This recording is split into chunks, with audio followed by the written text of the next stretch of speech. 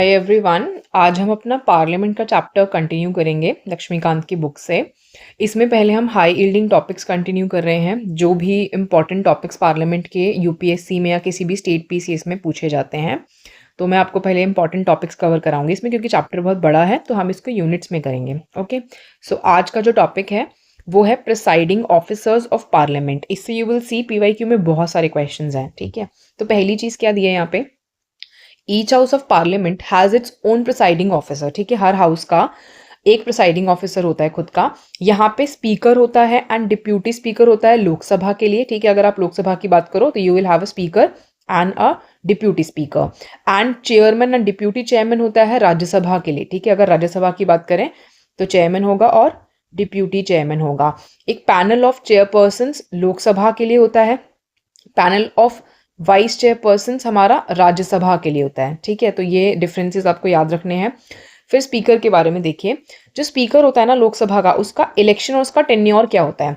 Speaker को लोकसभा के द्वारा इलेक्ट किया जाता है फ्रॉम अमंगस्ट इट्स मेंबर्स। ठीक है, मतलब मान लो लोकसभा में जितने भी मेंबर्स हैं उस मेंबर्स में से क्या चुना जाएगा, एक स्पीकर चुना जाएगा। ठीक है, तो ये लोकसभा से आएगा। As soon as may be after its first sitting. ठीक है, तो अगर मान लो आज लोकसभा आई नहीं, तो जब इसकी फर्स्ट सिटिंग हो जाएगी ना, तो उसी में से हमें फर्स्ट सिटिंग में स्पीकर चूज कर लेना होता है। Whenever the office of the speaker falls vacant, ठीक है, अगर इसकी पोस्ट वेकेंट है तो जो लोकसभा होती है वो इलेक्ट करती है दूसरे मेंबर को, ताकि वो उसकी वैकेंसी को फुलफिल कर सके। डेट ऑफ इलेक्शन जो होती है स्पीकर की, ये फिक्स्ड होती है प्रेसिडेंट के द्वारा। ये बहुत इंपॉर्टेंट है, आप पीवाईक्यू में देखोगे काफी बार पूछा हुआ है।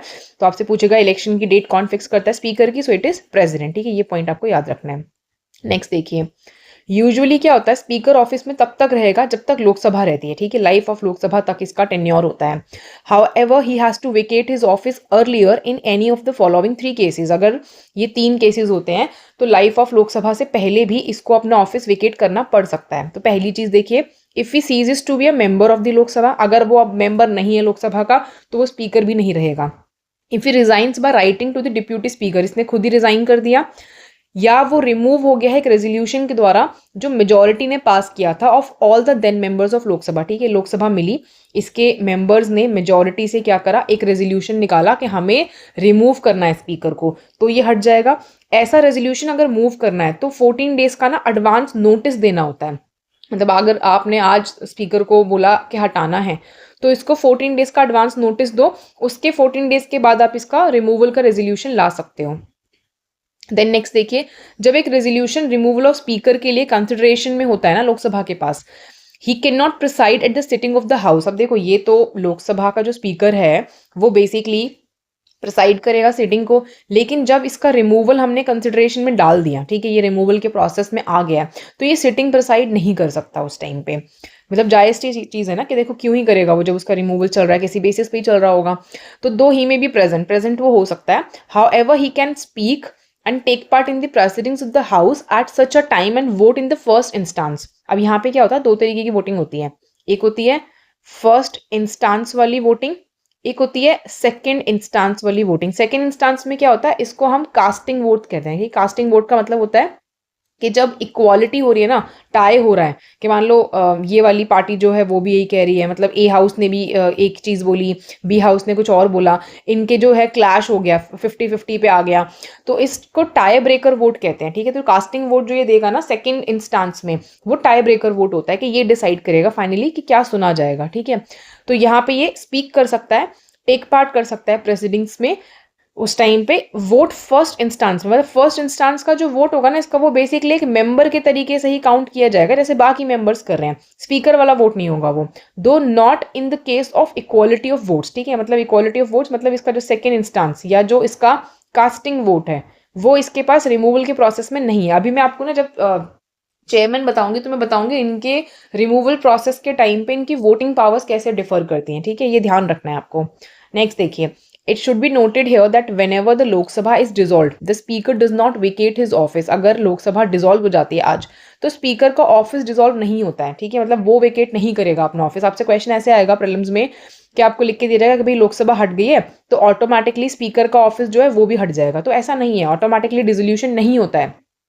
तो स्पीकर वेकेट नहीं करेगा अपना ऑफिस को एंड कंटिन्यू करेगा जब तक न्यूली इलेक्टेड लोकसभा नहीं आ जाती है। मान लो अगर आज जो है लोकसभा डिसॉल्व हो गई, ठीक है। तो स्पीकर कब जाएगा? जब नई लोकसभा आएगी, वो अपनी फर्स्ट मीटिंग करेगी, उसके बाद जाके ना ये वाला स्पीकर हटेगा। अभी इसका प्रोसेस पूरा आपको मैं दिखाऊंगी आगे। अब देखिए आगे इसके कुछ रोल्स हैं, पावर्स हैं एंड फंक्शंस हैं। तो वो क्या होता है, स्पीकर जो होता है ना वो हेड होता है लोकसभा का एंड इट्स रिप्रेजेंटेटिव, ठीक है, ये लाइन आपको याद रखनी है।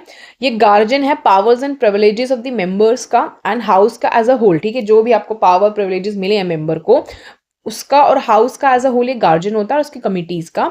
ये प्रिंसिपल स्पोक्समैन होता है हाउस का, ठीक है। मतलब देखो जो भी चीजें बोली जा रही है एक तरीके से इनके थ्रू ही बोली जा रही है, तो ये स्पोक्समैन होते हैं हाउस के। इनके डिसीजंस जो होते हैं पार्लियामेंट्री मैटर्स में वो फाइनल होते हैं। मतलब अगर मान लो मनी बिल को ही बोलना है तो भाई फाइनल कॉल कौन देगा? स्पीकर देगा, ठीक है। ही इज दस much more than merely the presiding officer of the Lok Sabha. अब देखो यहाँ पे मैं आपको एक मेंस का छोटा सा क्वेश्चन दे सकती हूँ। अगर आपको यही क्वेश्चन आ जाए कि speaker is much more merely than the presiding officer of the Lok Sabha, comment, तो आप कमेंट में ये पूरा जो प्रोसेस पढ़ के आए हो ना पीछे कि ये हेड है लोकसभा का, रिप्रेजेंटेटिव का हेड है, गार्जियन है पावर्स एंड प्रिविलेजेस का, तो आप इसी चीज को लिखोगे, ठीक है। मतलब इसमें आपको थोड़ा इंट्रो वगैरह में इसके बारे में और चीजें लिखनी पड़ेंगी, बट आपके बॉडी पार्ट जो है वो यही चीजें इंक्लूड करेगा। तो he is more than merely the presiding officer of the Lok Sabha.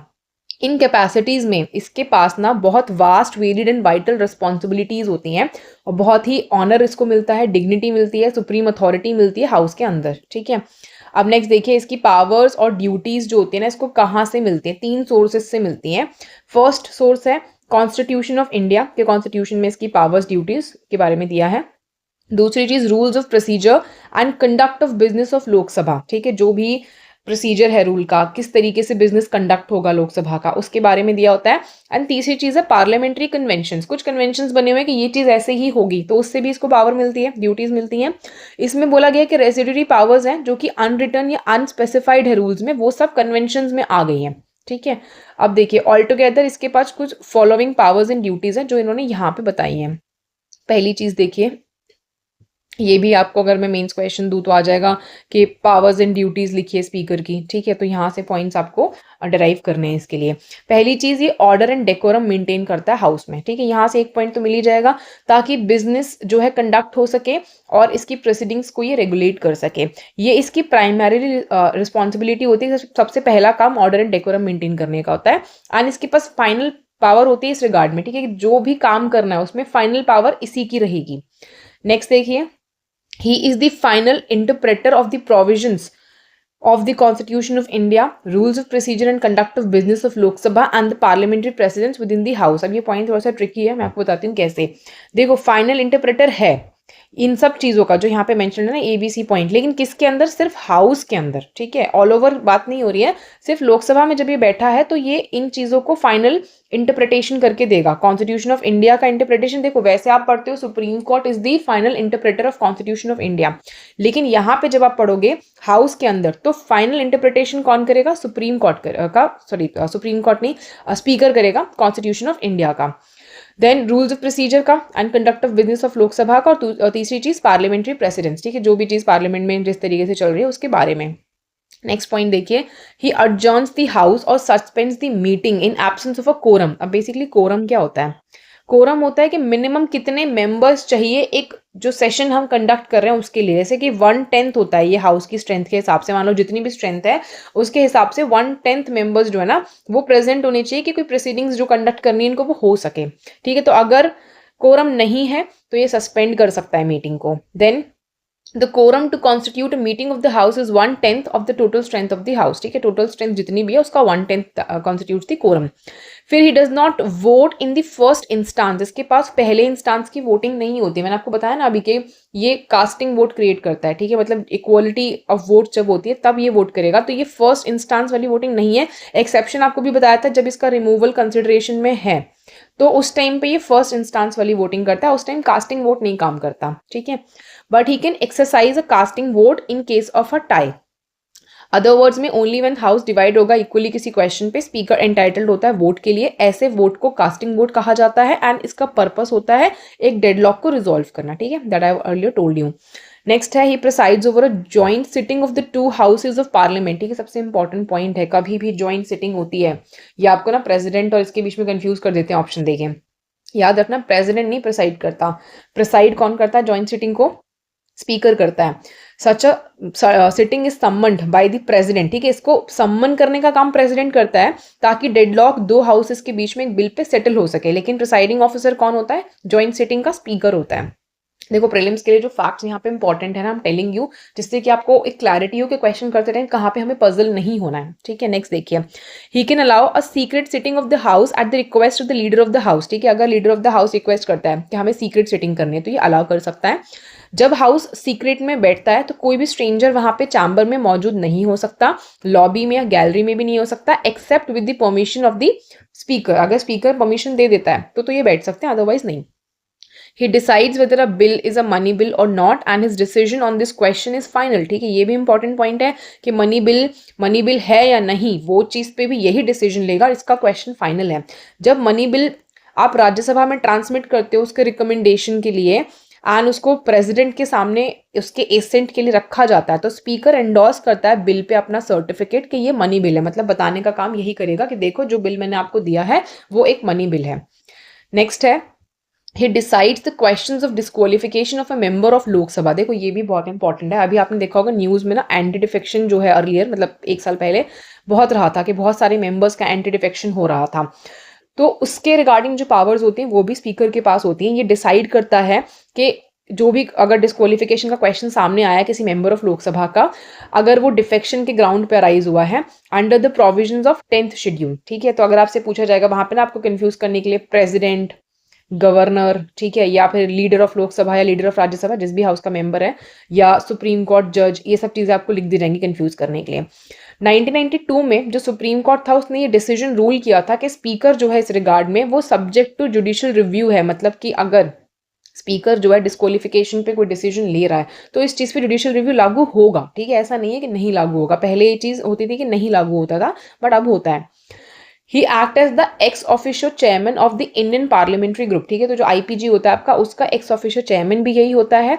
IPG basically link होता है parliament of India and various parliaments of the world के बीच में, ठीक है। मतलब इंडियन पार्लियामेंट्री ग्रुप में क्या आपकी वर्ल्ड की पार्लियामेंट्स और इंडियन पार्लियामेंट बैठ के कुछ डिस्कशंस करते हैं, उसका चेयरमैन ये होता है। He also act as the ex officio chairman of the conference of presiding officers of legislative bodies in the country, ठीक है। तो जो भी लेजिस्लेटिव बॉडीज है कंट्री में उनकी जब कॉन्फ्रेंस होती है तो उसके प्रिसाइडिंग ऑफिसर्स जब आते हैं मिलने तो भी चेयरमैन कौन होगा? स्पीकर होगा। नेक्स्ट देखिए, he appoints the chairman of all parliamentary committees of the Lok Sabha, ठीक है। कोई भी पार्लियामेंट्री कमेटी अगर लोकसभा की बनी है तो उनके चेयरमैन को अपॉइंट भी यही करेगा एंड सुपरवाइज करेगा इनके फंक्शनिंग को। He himself is the chairman of, अब ये 3 कमिटीज के चेयरमैन होते हैं, ठीक है। इसको शॉर्ट बताती हूँ मैं कैसे याद रखोगे, बीएसी, ठीक है, आरसी और जीपीसी, ठीक है। तो बीएसी में है बिजनेस एडवाइजरी कमेटी के चेयरमैन है, ये रूल्स कमेटी के चेयरमैन है और जनरल पर्पस कमेटी के चेयरमैन है। तब से पूछा जाएगा अगर ये तीनों कमेटी के चेयरमैन कौन होते हैं तो स्पीकर होते हैं। फिर देखिए अब इनके जो इलेक्शंस हुए हैं या इनको सिलेक्ट करा गया है तो उसके बाद इंपॉर्टेंट होता है इंडिपेंडेंस एंड इम्पार्शियल होना इनके काम में, ठीक है। अगर इंडिपेंडेंस नहीं मिलेगा या इम्पार्शियलिटी से काम नहीं करेंगे तो जो हम एक कॉन्स्टिट्यूशन का मोटो कैरी करते हैं अपने साथ वो नहीं हो सकता है, ठीक है। तो क्योंकि ऑफिस ऑफ स्पीकर को हमने बहुत ही ग्रेट प्रेस्टीज दिया है, पोजीशन दी है, अथॉरिटी दी है, तो इसीलिए इंडिपेंडेंस और इम्पार्शियलिटी जो होती है वो इसके साइन क्वा नॉन बन जाते हैं, मतलब असेंशियल कंडीशन बन जाती है कि ये तो इनको फॉलो करना ही पड़ेगा। अब यहाँ पे कुछ प्रोविजंस दिए गए हैं जो इनके इंडिपेंडेंस और इम्पार्शियलिटी को इंश्योर करते हैं of the office of the speaker. अब पहली चीज क्या है देखिए, he is provided with security of tenure, आपने इनको एक सिक्योरिटी ऑफ टेन्योर दे दिया, ठीक है। मतलब आप इनको ऐसे ही नहीं हटा सकते जाके। He can be removed only by resolution, जो लोकसभा पास करेगी एक स्पेशल मेजोरिटी से। अब वो स्पेशल मेजोरिटी कौन सी होगी?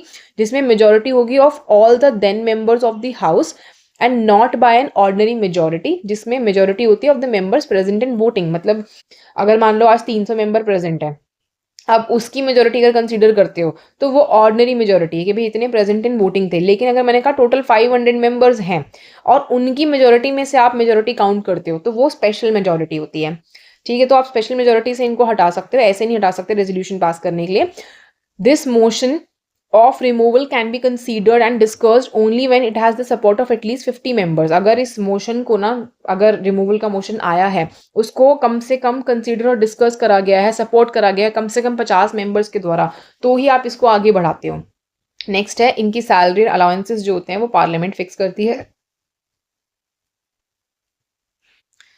नेक्स्ट देखिए, they are charge on the consolidated fund of India, ठीक है, कहाँ पे चार्ज करते हैं, CFIPS को चार्ज करते हैं, these are not subject to annual vote of parliament, क्योंकि सैलरी पार्लियामेंट ने फिक्स की, तो इसीलिए यहाँ पे एनुअल वोट ऑफ पार्लियामेंट के लिए फिक्स नहीं होता है, ठीक है, मतलब आप इसमें वोटिंग नहीं कर सकते हो, कि वोटिंग मतलब आप बोल नहीं सकते कि भाई इसमें हमें कम करना है या कुछ है, CFIPS का सब कुछ आ रहा होता है। His work and conduct can not be discussed and criticise in the Lok Sabha except on a substantive motion, देखो इनका जो भी वर्क है या कंडक्ट है आप नहीं डिस्कस कर सकते, नहीं क्रिटिसाइज कर सकते जब तक आप इनके खिलाफ एक सब्सटैंटिव मोशन नहीं निकाल देते। नेक्स्ट है इस powers of regulating procedure or conducting business or maintaining order in the house are not subject to the jurisdiction of any court। अब यहाँ पे क्या है, इन्होंने किस तरीके से अपनी पावर्स का इस्तेमाल किया जब ये प्रोसीजर्स को रेगुलेट कर रहे थे या कंडक्ट कर रहे थे बिजनेस या ऑर्डर मेंटेन कर रहे थे हाउस का, इस पे किसी कोर्ट का ज्यूरिसडिक्शन नहीं लागू होता है, ठीक है, मतलब आके हाई कोर्ट या सुप्रीम कोर्ट नहीं कह सकते कि आप अपना काम ढंग से नहीं कर रहे हो। देन नेक्स्ट है he cannot vote in the first instance, ये हमें पता है कास्टिंग वोट मिलता है इनको, he can only exercise a casting vote in the event of a tie, this makes the position of the speaker impartial, इससे इनकी पोजीशन impartial हो जाती है। he is given a very high position, order of precedence में ये 7th rank पे आते हैं, ठीक है, ये याद रखना, स्टेट पीसीएस जैसे क्वेश्चंस में आ सकता है ये कि 7th रैंक पे है along with chief justice of India, तो इनका रैंक किसके साथ एक तरीके से क्लैश करेगा, CJI एंड स्पीकर, ठीक है, ये दोनों एक साथ आएंगे। दिस मीन्स इनका हायर रैंक होता है than all the cabinet ministers except the PM या डिप्यूटी PM, ठीक है, तो कैबिनेट मिनिस्टर्स से इनका रैंक हायर है। नेक्स्ट है ब्रिटेन में, अब देखो ये वाला पॉइंट बहुत इंपॉर्टेंट है, आप UPSC के PYQ देखना, उसमें यू विल फाइंड के speaker of Britain and speaker of India के बीच में एक तरीके से डिफरेंस का क्वेश्चन आ रखा है, ठीक है, मेंस में भी आ रखा है, प्री में भी आ रखा है। तो ब्रिटेन में क्या होता है, जो स्पीकर होता है वो स्ट्रिक्टली एक नॉन पार्टी मैन होता है, मतलब स्पीकर जो भी चुना जाएगा उसका किसी पार्टी से कोई एसोसिएशन नहीं होगा। There is a convention that speaker has to resign from his party and remain politically neutral, कि उसको अपनी पार्टी से रेजिग्नेशन देना पड़ेगा, पॉलिटिकली उसको न्यूट्रल रहना पड़ेगा, मतलब अगर मान लो आज कोई पर्सन ए है उसको स्पीकर बना दिया गया, वो किसी पार्टी का था मे बी, तो उसको पहले उस पार्टी से देना पड़ेगा रिजाइन, उसके बाद बनेगा वो स्पीकर, ठीक है, इंडिया में ऐसा कोई कल्चर नहीं होता। ये जो ये जो हेल्दी कन्वेंशन है ना, ये फुली स्टैब्लिश नहीं है इंडिया में, where the speaker does not resign from the membership of his party on election to the exalted office, ठीक है, बेसिकली अगर मान लो ये किसी पार्टी से एसोसिएटेड है इंडिया में तो इनको रेजिग्नेशन देने की जरूरत नहीं है, ये सीधा सीधा जाके क्या है स्पीकर भी बन जाएंगे और इस पार्टी के मेंबर भी रहेंगे, ठीक है, तो आप खुद सोचो इस तरीके से ना प्रोसेस इम्पार्शियल नहीं रहेगा, मतलब आपको अगर मेंस में क्वेश्चन लिखने को आए तो आप ये पॉइंट हाईलाइट कर सकते हो कि जरूरत है हमें कि हम ब्रिटेन जैसी पॉलिसी यूज करें, ठीक है। फिर आता है डिप्यूटी स्पीकर ऑफ लोकसभा। अब देखिए स्पीकर की तरह डिप्यूटी स्पीकर जो है ना उसको भी लोकसभा के मेंबर्स में से ही चुना जाता है, उसको इलेक्ट किया जाता है जब स्पीकर के इलेक्शन हो जाते हैं, ठीक है, पहले आप स्पीकर चुनोगे उसके बाद आप क्या चुनोगे, डिप्यूटी स्पीकर चुनोगे, फाइन। नेक्स्ट देखिए the date of election of deputy speaker is fixed by the speaker. अब अगर प्री का क्वेश्चन उठा के देखना आपको ये चीज मिलेगी, वहां पे कंफ्यूज करने के लिए वो लिख देते हैं कि डिप्यूटी स्पीकर के जो इलेक्शंस होते हैं ना वो प्रेसिडेंट करता है, मतलब इलेक्शंस की जो डेट फिक्स करता है वो प्रेसिडेंट करता है, नहीं ऐसा नहीं है, ठीक है, हमने पढ़ा था प्रेसिडेंट तो स्पीकर की डेट ऑफ इलेक्शन फिक्स करता है, तो स्पीकर किसकी करेगा, डिप्यूटी स्पीकर ही करेगा, आप ऐसे याद रख लो, ठीक है, ये बहुत पूछा जाता है question. Then whenever the office of the deputy speaker falls vacant, अगर इसका ऑफिस वेकेंट है तो लोकसभा किसी और मेंबर को चुन लेगी जो इसकी वैकेंसी को फुलफिल कर देगा।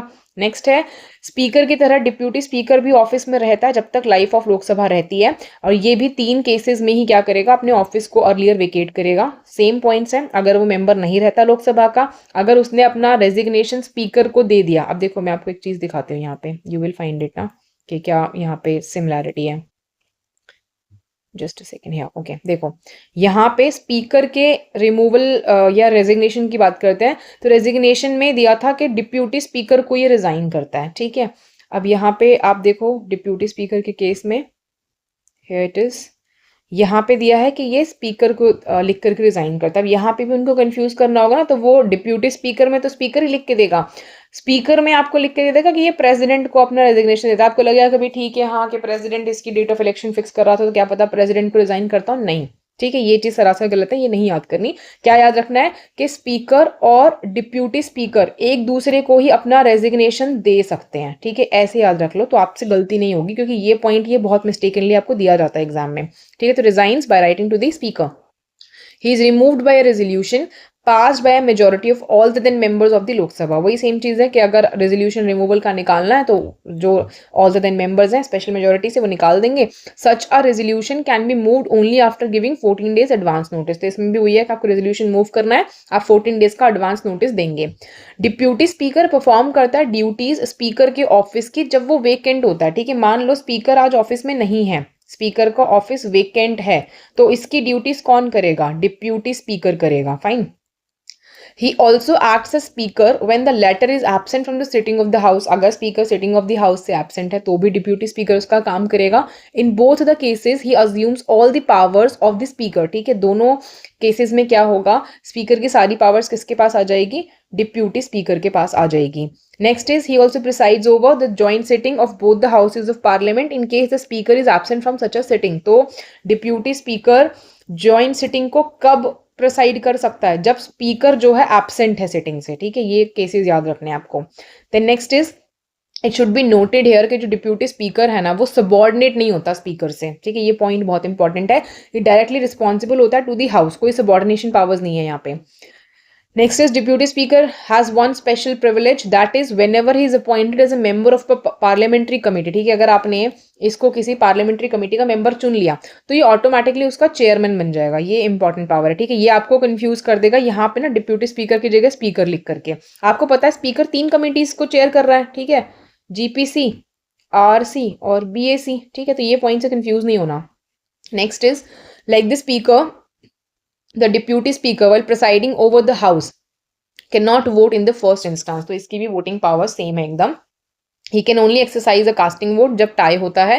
फर्दर जब एक resolution removal of deputy speaker का कंसिडरेशन में होगा तो वो प्रेसाइड नहीं कर सकता सिटिंग ऑफ हाउस को, वो प्रेजेंट हो सकता है। ठीक है, सेम चीज़ है यहाँ पे स्पीकर वाली एकदम। जब स्पीकर प्रेसाइड करता है हाउस को तो deputy speaker ordinary member of the house की तरह होता है। ठीक है, मान लो ये स्पीकर है, ये प्रिसाइड कर रहा है हाउस को, तो डिप्यूटी स्पीकर बाकी बस मेंबर्स की तरह बैठा हुआ है। इसकी कोई डिप्यूटी स्पीकर की पावर अभी एक्सरसाइज नहीं कर रही है। ठीक है, ये स्पीक कर सकता है हाउस में, पार्टिसिपेट कर सकता है प्रोसीडिंग्स में, वोट कर सकता है किसी क्वेश्चन पे बिफोर दी हाउस। ठीक है, नेक्स्ट है डिप्यूटी स्पीकर एंटाइटल्ड होता है कि उसको एक रेगुलर सैलरी मिलती है, एक अलाउंस मिलता है जो पार्लियामेंट ने फिक्स किया होता है, और वो सब सीएफआई पे, कंसोलिडेटेड फंड ऑफ इंडिया पे चार्ज किया जाता है।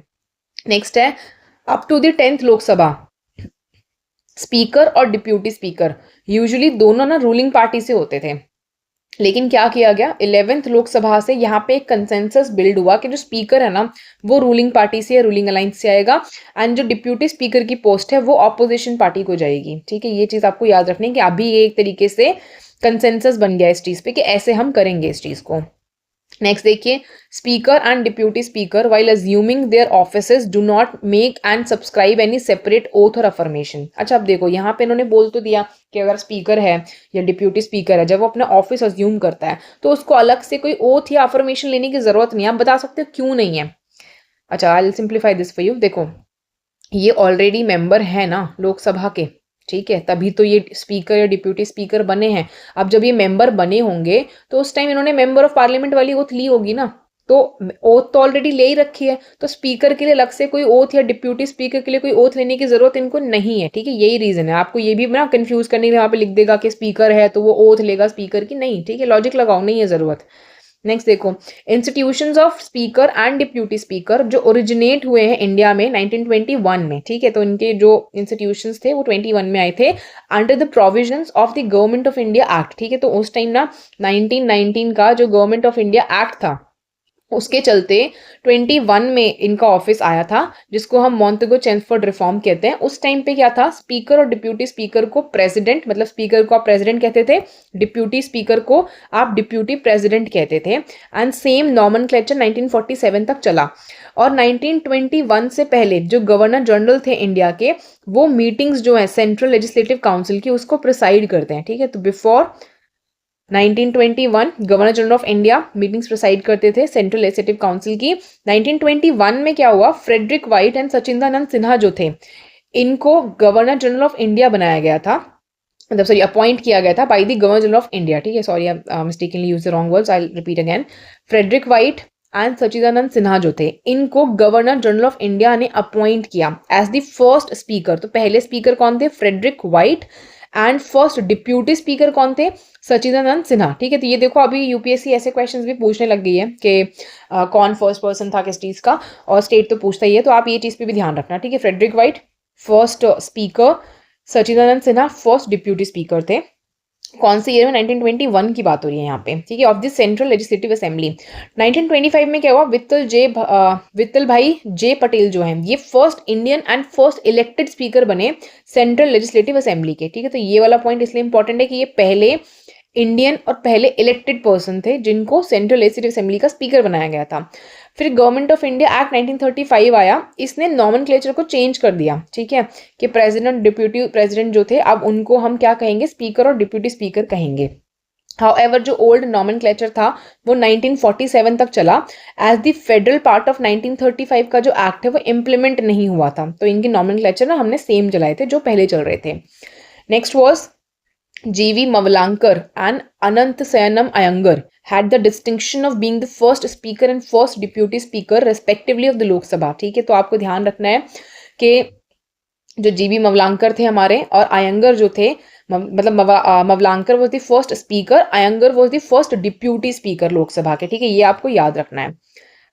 नेक्स्ट इज, देखो अब यहाँ पे ना क्यों फर्स्ट लिखा है, ये नॉमेनक्लेचर के अकॉर्डिंग लिखा है। आपने वहां पे जो पढ़ा ना Frederick White and Sachchidanand Sinha, वो प्रेसिडेंट और डिप्यूटी प्रेसिडेंट के नॉमेनक्लेचर के हिसाब से पढ़ा। अब स्पीकर और डिप्यूटी स्पीकर के हिसाब से पूछेगा तो ये आंसर्स याद रखने हैं। ठीक है, थोड़ा कंफ्यूजिंग होता है जब आंसर में आता है तो। Next is G.V. Mavlankar also held the post of speaker in the constituent assembly, legislative as well as provisional parliament। ठीक है, तो इनके पास constituent assembly में भी स्पीकर की पोस्ट थी। He held the post of Speaker of Lok Sabha continuously for 1 decade from 1946 to 1956। ठीक है, तो ये बेसिकली क्या थे? दोनों ही चीज़ों के स्पीकर थे, सेंट्रल लेजिस्लेटिव असेंबली के भी और ये कॉन्स्टिट्यूएंट असेंबली के भी। अब आते हैं पैनल ऑफ चेयरपर्सन्स पे। Panel of chairpersons of Lok Sabha. अब यहाँ पे क्या होता है? रूल्स ऑफ लोकसभा के चलते क्या होता है? स्पीकर नॉमिनेट करते हैं from amongst the members a panel of not more than 10 chairpersons. Basically क्या है? कुछ रूल्स है लोकसभा के, उसमें ऐसा दिया गया है कि स्पीकर को मेंबर्स ऑफ पैनल में से कम 10 चेयरपर्सन्स को चुनना होगा। ठीक है, नॉट मोर देन 10, मतलब 10 से ज़्यादा नहीं होंगे, 10 से कम ही होंगे। कि any of them can preside over the house in the absence of speaker या डिप्यूटी स्पीकर। मान लो आज स्पीकर नहीं है और डिप्यूटी स्पीकर भी नहीं है, तो कौन प्रिसाइड करेगा? तो इसने एक पैनल चुना हुआ है चेयरपर्सन का, उसमें 10 लोग हैं, उन 10 में से कोई भी कर लेगा। ठीक है, तो कोई ना कोई तो अवेलेबल हो गई ना उस टाइम पे। Then he has the same powers as the speaker. जब वो प्रिसाइड करेगा, he holds office until a new panel of chairperson is nominated. ठीक है, ये तब तक उस ऑफिस को होल्ड करेंगे जब तक नया पैनल चेयरपर्सन्स का नॉमिनेट नहीं हो जाता है। When a member of the panel of chairpersons is also not present, any other person as determined by the house act as the speaker। ठीक है, अगर मान लो कोई मेंबर इसे चेयरपर्सन के पैनल में से भी मौजूद नहीं है उस दिन, तो कौन एक्ट करेगा? स्पीकर जो है, कोई भी पर्सन स्पीकर के तरीके से एक्ट कर सकता है। Fine, okay. नेक्स्ट देखिए, it must be emphasized here that a member of the panel of chairpersons cannot preside over the house when the office of the speaker or deputy speaker is vacant। अब देखो यहाँ पे ना absence की बात हुई है कि जब ये एब्सेंट थे ना उस टाइम पे पैनल ऑफ चेयरपर्सन्स में से कोई पर्सन आके प्रिसाइड कर रहा था हाउस को।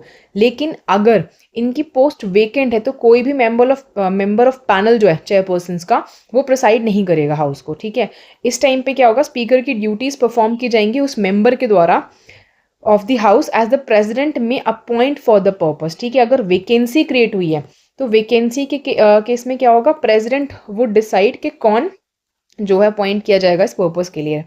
Elections are held as soon as possible to fill the vacant post. ठीक है, तो आप इलेक्शंस करोगे जल्दी से जल्दी जिससे कि ये पोस्ट जो है हम पूरी कर सकें।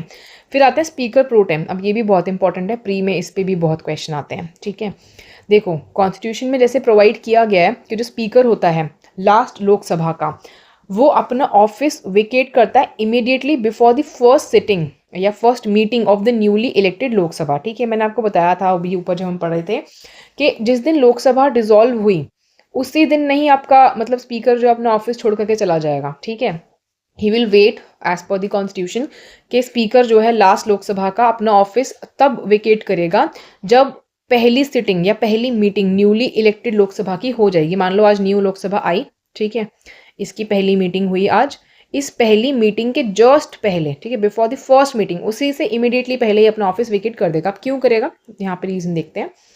Therefore the president appoints a member of the लोक सभा as speaker pro tem, ठीक है, मान लो जो भी न्यूली आपकी लोकसभा आई है उससे पहले वाली लोकसभा का एक पर्सन जो है, ठीक है, मतलब पुरानी लोकसभा का एक पर्सन जो है उसको प्रेसिडेंट क्या चुन लेगा, स्पीकर प्रो टेम चुन लेगा, ठीक है।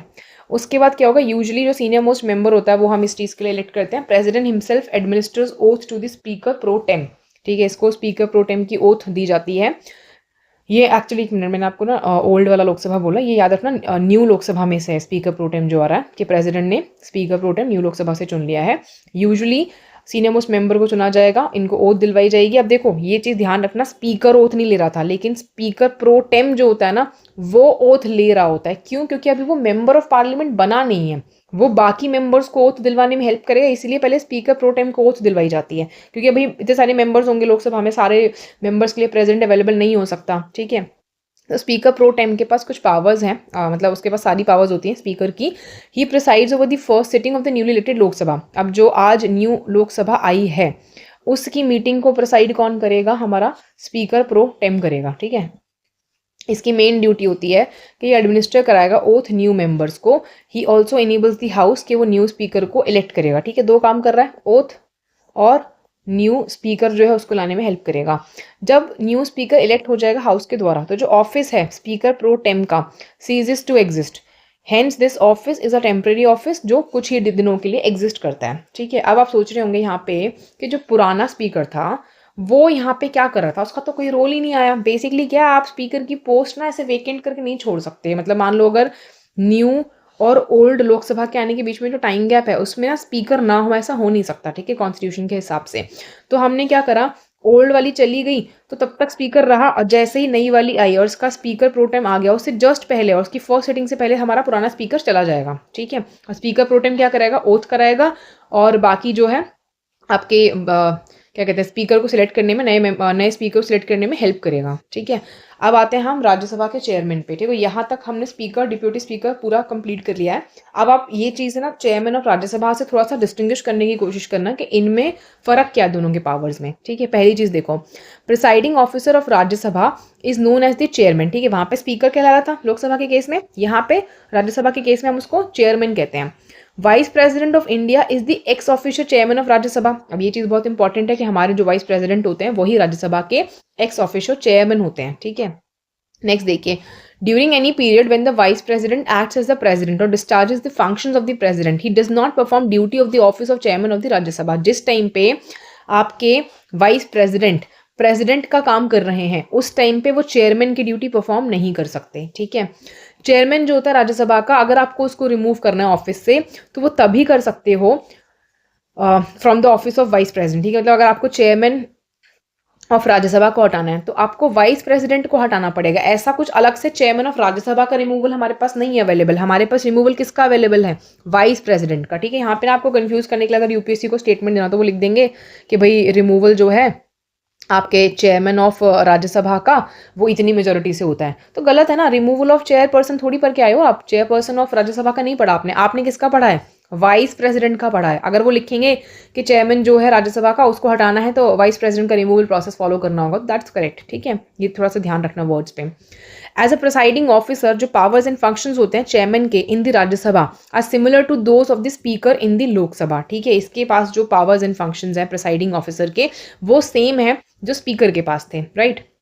नेक्स्ट देखिए, However, the speaker has two special powers which are not enjoyed by the chairman. Speaker के पास कुछ दो स्पेशल पावर हैं जो चेयरमैन के पास नहीं है। अब यहाँ पे अगर मैं आपको एक मेंस का क्वेश्चन दे दूँ कि right the differences of power between speaker and आपका चेयरमैन, ठीक है, तो आपको वो सब लिखना पड़ेगा ये, ठीक है। अब देखो यहाँ पे 2 पॉइंट्स तो दिए ऑलरेडी। क्या क्या है, पहला, speaker decides whether a bill is a money bill और not and his decision on this question is final. एक बिल मनी बिल है या नहीं उस पर डिसीजन सिर्फ स्पीकर ले सकता है, उसका डिसीजन फाइनल है। आप लिखोगे सेम कि भाई राज्यसभा के चेयरमैन के पास ये पावर नहीं होती है, ठीक है। Next is speaker presides over a joint sitting of the two houses of parliament, तो चेयरमैन जो नहीं कर सकता, ठीक है। ये वाले पॉइंट्स आप लिख सकते हो। उसके बाद देखिए, अनलाइक द स्पीकर जो कि मेंबर है हाउस का, चेयरमैन जो होता है वो मेंबर नहीं होता है, ठीक है। ये भी एक पॉइंट ऑफ डिफरेंस हो गया। लेकिन स्पीकर की तरीके से chairman can also can not vote in the first instance. ठीक है, यहाँ पे भी सेम है कि चेयरमैन जो होता है उसके पास भी फर्स्ट इंस्टांस वाली वोटिंग नहीं होती। ये भी कौन सा वोट एक्सरसाइज करता है? कास्टिंग वोट को एक्सरसाइज करता है। अच्छा, नेक्स्ट देखिए, he too can cast a vote in the case of equality of votes. The vice president cannot preside over a sitting of the Rajya Sabha as its chairman when a resolution for his removal is under consideration. ये point भी important है कि जो vice president होता है वो sitting of Rajya Sabha को preside नहीं कर सकता उसके चेयरमैन के तरीके से जब रेजोल्यूशन उसके रिमूवल का कंसिडरेशन में होता है। ठीक है, यहाँ पे भी सेम स्पीकर वाली चीज़ है कि रिमूवल कंसिडरेशन में चेयरमैन का काम कैसे कर सकता है ये। ठीक है, however he can be present and speak in the house. ठीक है, मौजूद रह सकता है वहाँ पे, बोल सकता है, प्रेसिडिंग्स में पार्ट ले सकता है विदाउट वोटिंग, और even at such a time जब स्पीकर जो होता है फर्स्ट इंस्टांस में वोट कर सकता है जब रिमूवल उसका कंसिडरेशन में है। ठीक है, तो ये ध्यान रखना यहाँ पे ना विदाउट वोटिंग है, ये चीज़ बहुत इंपॉर्टेंट है। मैंने आपको कहा डिफरेंसेस याद रखने आपको, तो वो याद रखो, यहाँ पे प्रेजेंट हो सकता है, स्पीक कर सकता है हाउस में, प्रेसिडिंग्स में पार्ट ले सकता है विदाउट वोटिंग। ठीक है, इसके केस में विदाउट वोटिंग है। स्पीकर के केस में इसके पास इसके रिमूवल के रेजोल्यूशन के टाइम पे भी क्या है, फर्स्ट इंस्टांस का वोट था। चेयरमैन के पास फर्स्ट इंस्टांस का वोट नहीं होता। ये बहुत इंपॉर्टेंट डिफरेंस आपको याद रखना है, प्री में आ सकता है। नेक्स्ट देखिए, as in case of speaker the salaries allowances of the chairman are also fixed by the parliament. Same इनकी सैलरी भी पार्लियामेंट फिक्स करेगी। ये CFI पे चार्ज होती हैं और ये subject to vote of parliament नहीं होते। ठीक है, एनुअल वोटिंग पार्लियामेंट की इस पे नहीं होती। फिर ड्यूरिंग एनी पीरियड जब वाइस प्रेसिडेंट प्रेसिडेंट का काम करता है या डिस्चार्ज करता है फंक्शंस प्रेसिडेंट के, उस टाइम पे उसको कोई भी salary allowance chairman of Rajya Sabha के नहीं मिलते हैं, क्योंकि भाई काम तो प्रेसिडेंट का कर रहा है ना, तो प्रेसिडेंट के बराबर सैलरी मिलनी चाहिए। He is paid the salary allowances of the president during such a time. ठीक है, तो जो भी सैलरी अलाउंसेज मिलेंगे वो जो प्रेसिडेंट को मिलने चाहिए वो मिलेंगे। ठीक है, अब देखो डिप्यूटी चेयरमैन ऑफ राज्यसभा के बारे में देखते हैं। आपने डिप्यूटी स्पीकर पढ़ा ऊपर, अब आप डिप्यूटी चेयरमैन पढ़ेंगे। डिप्यूटी चेयरमैन इलेक्ट होते हैं by the Rajya Sabha itself from amongst its members. ठीक है, सेम चीज़ है, मेंबर्स में से आएंगे। अच्छा, मुझे यहाँ पे बताओ, क्या चेयरमैन ऑफ राज्यसभा मेंबर थे राज्यसभा के? ठीक है, कमेंट सेक्शन में बताना इस चीज़ को। Okay, whenever the office of deputy chairman falls vacant. ठीक है, अगर डिप्यूटी चेयरमैन का ऑफिस वेकेंट हो जाता है तो राज्यसभा किसी और मेंबर को उनकी वैकेंसी फिल करने के लिए इलेक्ट कर लेती है। डिप्यूटी चेयरमैन ऑफिस को वेकेट कर सकते हैं, वही 3 केस सेम हो गया। अगर मेंबर नहीं है राज्यसभा के, रिजाइन कर दिया, चेयरमैन को लिख करके रिमूव हो गए हैं, एक रेजोल्यूशन पास हुआ by a majority of all the then members of Rajya Sabha, और ऐसा रेजोल्यूशन हम मूव करेंगे जब हम 14 डेज का एडवांस नोटिस उनको दे देंगे। ठीक है, अब यहाँ पे देखो एक चीज़ फिर से मैं आपको दिखाती हूँ, जैसे स्पीकर में मैंने आपको दिखाया था। Just a second, here it is. Okay, यहाँ पे देखो जो ये 3 केसेस आपने पढ़े, यहाँ पे थे क्या वो केसेस? नहीं थे ना, क्योंकि वो मेंबर ही नहीं है तो उनके लिए तो ये केस एग्जिस्ट नहीं करते। यहाँ पे आप ये 3 केसेस पढ़ रहे हो कि वेकेट करेंगे 3 केसेस में, तो आपने चेयरमैन के केस में नहीं पढ़ा था। क्यों? क्योंकि चेयरमैन मेंबर ऑफ राज्यसभा नहीं है। ठीक है, ये पॉइंट याद रखना है यहाँ पे।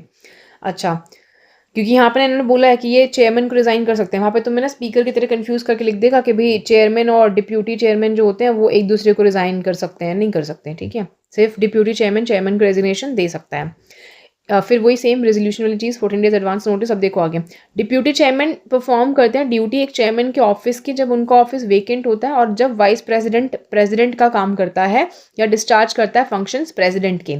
ही also acts as the chairman जब वाइस प्रेसिडेंट जो होते हैं एब्सेंट होते हैं सिटिंग ऑफ हाउस से। ठीक है, अगर ये एब्सेंट है या ये प्रेसिडेंट का काम करने गए हैं, उस टाइम आपका डिप्यूटी चेयरमैन वाइस प्रेसिडेंट की जगह ले सकता है। In both the cases he has all the powers of the chairman. ठीक है, दोनों केसेस में इनके पास सारी पावर्स चेयरमैन की आ जाती हैं। It should B emphasised here कि जो डिप्यूटी चेयरमैन है वो सबॉर्डिनेट नहीं होते चेयरमैन के। He is directly responsible to the Rajya Sabha. ठीक है, सबॉर्डिनेट पावर्स यहाँ पे नहीं होती हैं और रिस्पॉन्सिबिलिटी डायरेक्टली राज्यसभा से होती है। Like the chairman, the deputy chairman while presiding over the house can not vote in the first instance. ठीक है, चेयरमैन की तरह डिप्यूटी चेयरमैन भी जब प्रिसाइड करते हैं तो पहले इंस्टांस में वो भी वोट नहीं कर सकते हैं। ठीक है, इनके पास भी आपका कास्टिंग वोट वाली चीज आ जाती है। ठीक है, कि मतलब सेकंड इंस्टांस वोटिंग होगा। He can only exercise a casting vote in case of tie. Further, जब एक रेजोल्यूशन रिमूवल का डिप्यूटी चेयरमैन का कंसिडरेशन में है तो ये प्रिसाइड नहीं कर सकते सिटिंग ऑफ द हाउस को, ये प्रेजेंट हो सकते हैं। ठीक है, सेम चीज़ है। नेक्स्ट इज चेयरमैन जब प्रिसाइड करते हैं हाउस को तो डिप्यूटी चेयरमैन दूसरे ऑर्डिनरी मेंबर्स की तरह ही होते हैं। वो स्पीक कर सकते हैं, पार्टिसिपेट कर सकते हैं हाउस में और किसी भी क्वेश्चन पे वोट कर सकते हैं। नेक्स्ट देखिए, चेयरमैन की तरह डिप्यूटी चेयरमैन को भी रेगुलर सैलरी अलाउंसेस मिलते हैं और वो पार्लियामेंट फिक्स करती है और वो CFI पे चार्ज किए जाते हैं। फिर आते हैं panel of vice chairperson of Rajya Sabha. अब जैसे आपने पैनल ऑफ चेयरपर्सन पढ़े थे आपके लोकसभा के केस में, वैसे ही आप वाइस चेयरपर्सन पढ़ते हो राज्यसभा के केस में।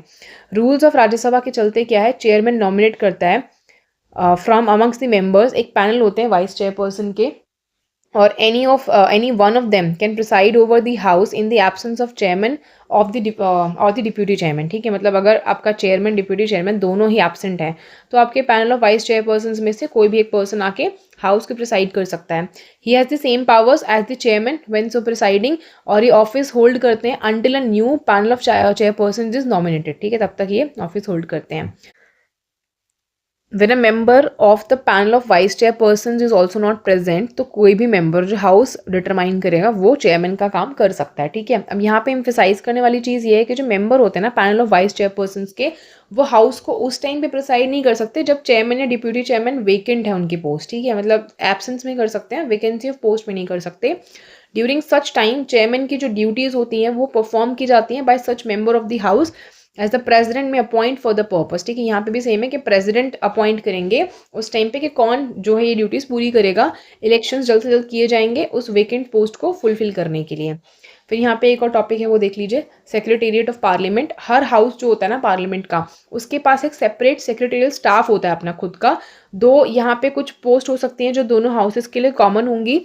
इनका रिक्रूटमेंट और सर्विस कंडीशंस पार्लियामेंट खुद रेगुलेट करती है। सेक्रेटेरिएट जो होगा हर हाउस का, उसको सेक्रेटरी जनरल जो होते हैं वो हेड करते हैं।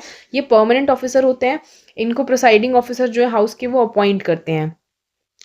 फिर ये leaders of the house opposition, ये हम नेक्स्ट में ही करेंगे। ठीक है, यहाँ पे आज मैंने आपको सिर्फ प्रिसाइडिंग ऑफिसर्स के बारे में बताया है, नेक्स्ट में हम लीडर्स ऑफ द हाउस करेंगे। आई होप आपको समझ में आया होगा। इसमें से इंपॉर्टेंट पॉइंट्स आपको विद्रॉ करने हैं सारे के सारे, नोट मेकिंग अगर करनी है तो जहाँ जहाँ मैंने प्रीलिम्स के इंपॉर्टेंट पॉइंट्स या मेन्स के कुछ क्वेश्चंस बताए हैं उसमें से कर लेना बस। ठीक है, उतना इनफ होगा इस टॉपिक में से। Okay, so thanks for watching.